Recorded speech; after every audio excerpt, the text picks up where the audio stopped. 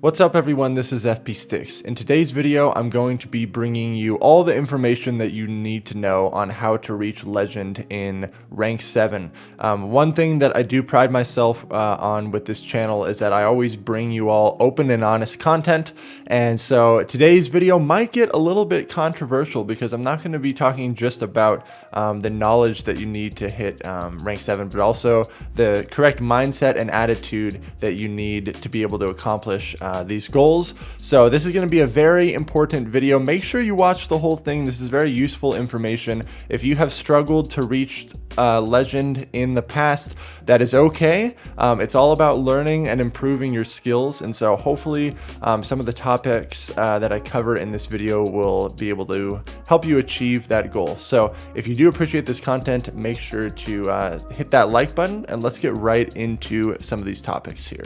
Alright, so getting right into these topics here. Just a quick background if you are new to the channel. My credentials here just to show that I do know what I'm talking about. I've reached Legend every single season. I'm pretty consistently on or near the front page of the leaderboard, and I've been able to help hundreds of students reach Legend through my Patreon and coaching services. And just a nice background about me as well. I do have a degree in education. I'm a music educator, and so I've had lots of years of teaching people, not necessarily in Pokemon Go, but teaching in general. So just to give you a little bit of background of where I'm coming from here. So right off the bat, there's kind of two ways that you can look at this. On the one hand, it's never been easier to hit Legend, and this is because we have longer seasons, so you have more total battles to be able to reach that rating of 3,000 to hit Legend.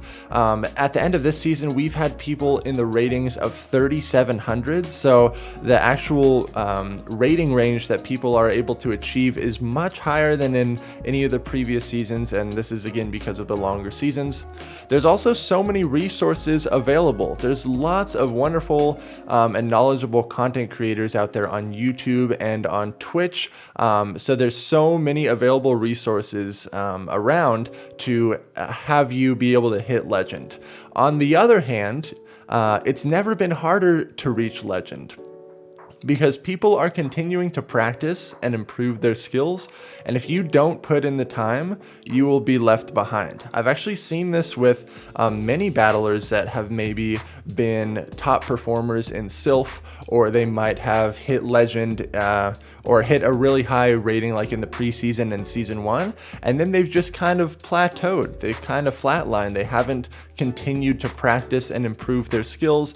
They haven't studied new matchups. They haven't adjusted to the meta, and maybe even instead they've made excuses for their performance and not improved their skills. So in that aspect, it's kind of never been harder to reach Legend if you don't put in the time and keep up with your skills there. So in order to reach Legend, you need to have the basics really solid. You need to know your typings, you need to know the super effective damage, and you need to know the resistances as well. You can study this by looking at type charts online or by making flashcards for yourself. I know that's one method that my wife does. She's still continuing to get comfortable with the typings, but this is absolute the most basic form of knowledge that you need to be successful in PvP. You need to know your typings. If you don't know your typings, personally, I don't think you should be coaching out, or I don't think you should be seeking out any forms of coaching services or external help there, because it's really on you to know this stuff. This is like trying to read a novel before you even know your alphabet. Like, you got to know the basics here.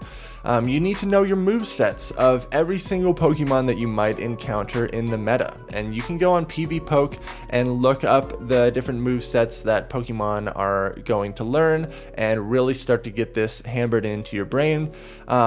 And you need to know your move counts. So this means that you need to know how much energy each fast move is going to generate, and you need to know the charge move energy cost for all the various charge moves. So this is a lot of information right here. This is not something that you're going to just easily be able to learn overnight. It's going to take a lot of time to get comfortable with this stuff, but a little bit of studying every day really goes a long way. Even like 5 or 10 minutes a day of just working on maybe learning some new move sets or learning some new move counts and trying to get this into your knowledge is really going to help your gameplay.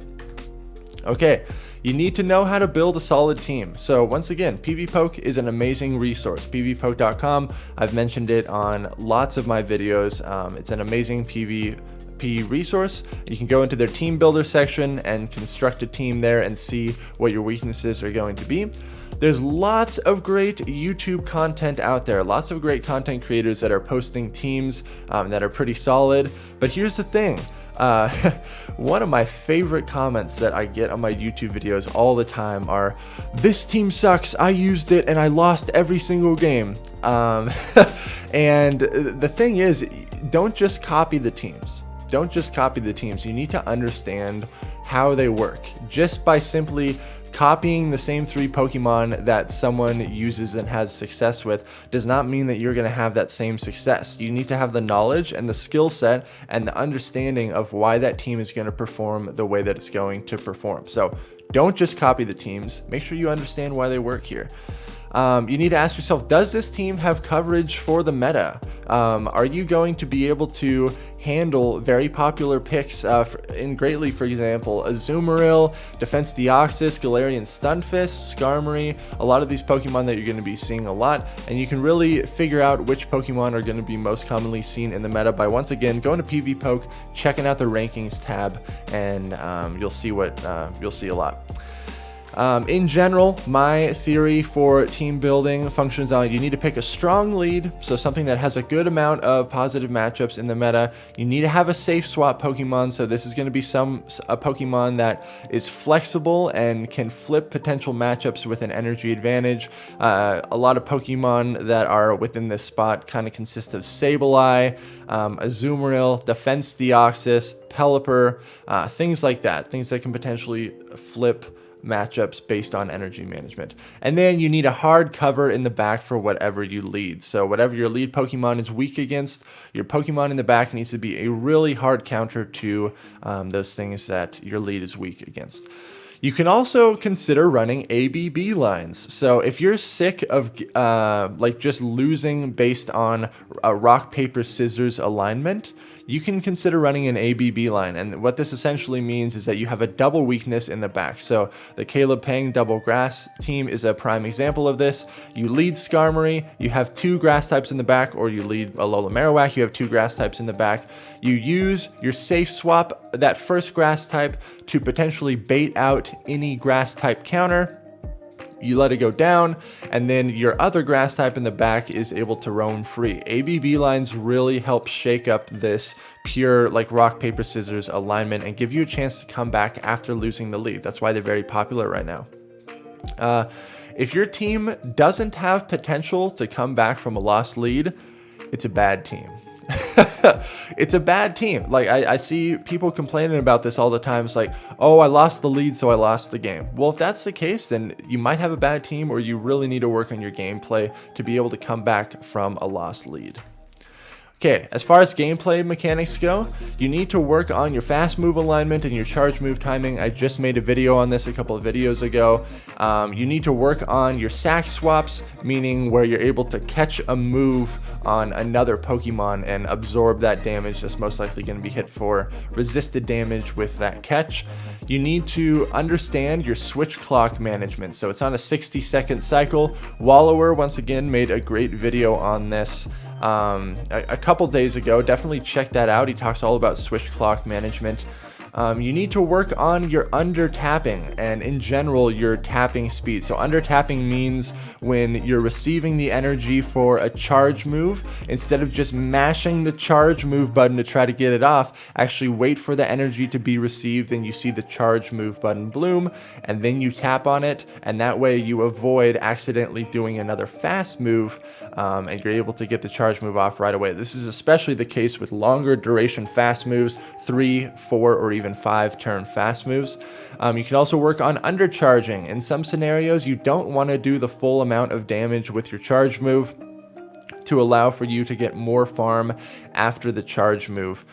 So you want to be aware of situations where you can undercharge. And I know a lot of this stuff seems like fairly advanced mechanics, but we are in Season 7 of Go Battle League. We've been doing PvP for a while. These, at this point in time, almost need to become second nature. And so I know it may seem like a lot right off the bat, especially if you're getting into PvP, but this is the level where we're at in Go Battle League right now. Top battlers are able to do this with ease. Okay, this is where things might get a little bit controversial here. So I'm never saying any of this to try to come across as like cocky or arrogant, but these are kind of just like the attitudes and the mindset that I think that you need to have in order to reach legend. First of all, you need to believe that you can reach legend. And I know it sounds kind of cheesy and corny, but attitude is everything. If you are just going into every situation with this defeatist attitude of, oh, I can't do it, I didn't do it last season, so I'm not going to be able to reach legend this season, then you're not going to be able to do it. You need to have kind of a positive outlook and believe that you can, in fact, reach legend. Because you can. If you put in the time, if you put in the effort, you're going to see the fruits of that labor there, and you're going to be able to accomplish the goal that you want to accomplish if you're able to put in the time and the effort. So for those people maybe lacking confidence, you got to believe that you can reach legend. For those people that are overly confident and still are not able to achieve legend, you kind of need to humble yourself and accept that you may not know as much as you think you do. And this is something that we kind of all need to tell ourselves. Like maybe you're not as good as you think you are with this, and maybe you need to put in more time and studying and more effort into getting better. You need to stop making excuses. And so I've even seen some content creators out there that simply make excuses for them not being able to achieve their goals or not being able to win a match, claiming this algorithm that pairs you against hard counters. I may offend a lot of people with this, but in my opinion, there is no matchmaking algorithm that pairs you against hard counters. There is a matchmaking algorithm, obviously, because you get paired with other opponents randomly based on their rating range, but it does not automatically hard counter you. And it's just not a thing. And if this is something that you choose to believe in, all you're doing is hurting your own success. You're just hurting yourself because you're just making an excuse for why you're not able to win that particular game because some external factor is influencing the outcome of the game. No, I do not believe that. This game is unfair. Yeah, it's just another common excuse that I'll hear sometimes. Or this team is unfair. Yeah, this team is unfair. So if you're running into teams that are just constantly beating your team, instead of complaining about your opponent's team, maybe revisit your team composition and understand that maybe that's a big weakness in your team comp that you're going to need to fix there.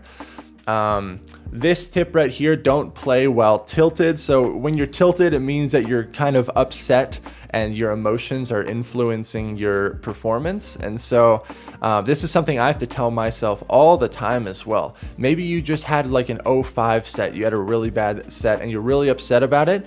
Maybe don't jump right into another set right away, because you're already going to be entering every single situation like heated and upset, and that's really going to influence your gameplay decisions.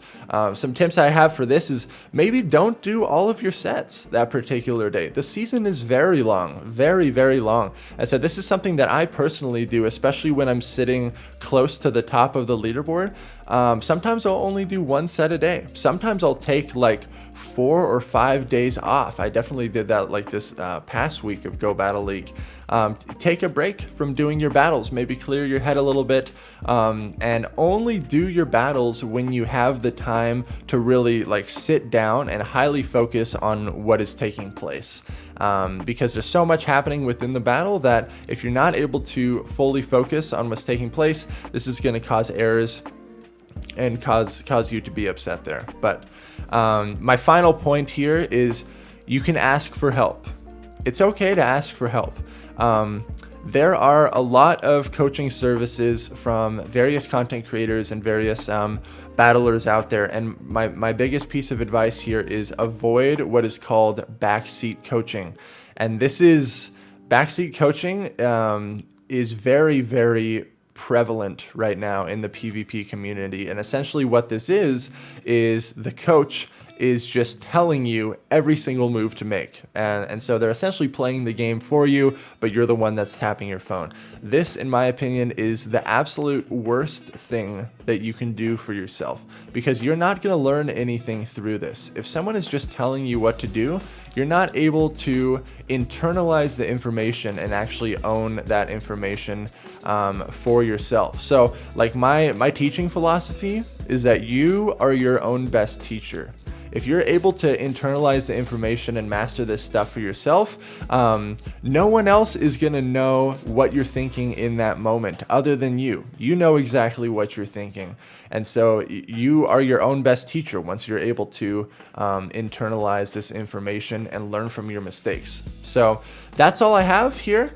I hope you all found this information helpful. The whole goal of this channel is to provide you all with as much information as possible to help you reach your PvP goals and help us all become better battlers. So I hope you found this information helpful. If you did, make sure to like, comment, and subscribe, and I'll catch you all in the next video.